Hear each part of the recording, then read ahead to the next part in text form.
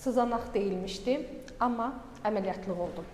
Bəs bu niyə belə oldu? Bunun səbəbi nədir? Bunun səbəbi xəstənin sızanaq deyilən vaxtı öz başına və qonşularının, qohumlarının məsləhəti ilə müalicə aparması oldu.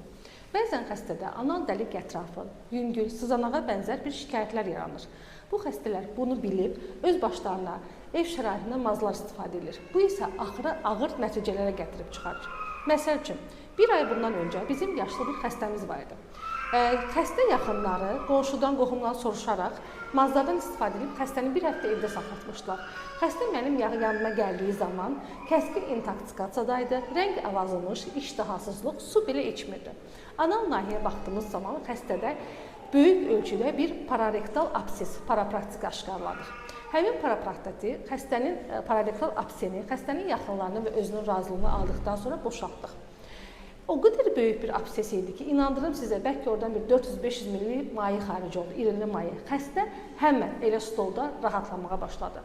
Düzdür, xəstə 2-3 gün ondan sonra xəstə gəldi, getdi, müayinələr olundu, amma xeyli yaxşılaşdı. Yəni, mənim deməkdən məqsədim odur ki, o xəstə bir müddət daha evdə qalsaydı, daha da ağırlaşacaqdı. Fleqmoniyaya qədər gətirib çıxardacaqdı ki, fleqmoniya da cərrahiyyədə ən təhlükəli xəstəliklərdən sayılır.